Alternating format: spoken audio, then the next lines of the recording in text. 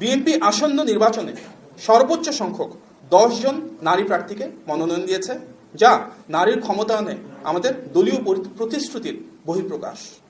ইনশাল্লাহ এই সংখ্যা আগামী দিনে আরও বাড়ানোর জন্য আমরা দৃঢ়ভাবে অঙ্গীকারবদ্ধ।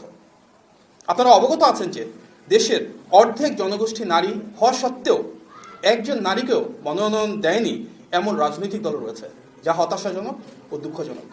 টানা তৃতীয়বার অর্জন করেছে দেশের সেরা সুপার ব্র্যান্ড স্বীকৃতি বসুন্ধরা টিস্যু।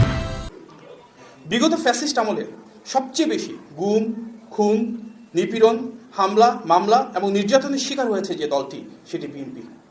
স্বাভাবিকভাবেই বিএনপির মনোনীত প্রার্থীদের মধ্যে ফ্যাসিস্ট দ্বারা সবচেয়ে বেশি যারা নির্যাতিত হয়েছেন ওনাদের আধিক্য রয়েছে।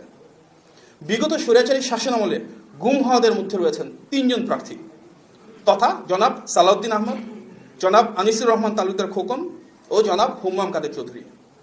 এছাড়াও গুমের শিকার হওয়া পরিবারের মধ্য থেকে 2 জন প্রার্থী রয়েছেন। তারা হলেন সাবেক এমপি জনাব ইলিয়াস আলীর স্ত্রী তাহসিন রুজদি লুনা এবং সাজিদুল ইসলাম সুমনের বোন ও মায়ের ডাকের সমন্বয়ক সানজিদা ইসলাম তুলি। উল্লেখ্য যে বিএনপির প্রার্থীদের মধ্যে প্রায় সকলের নামেই বহু মামলা রয়েছে, অনেকের বিরুদ্ধেই তার সংখ্যায় শতাধিক ছাড়িয়ে গেছে।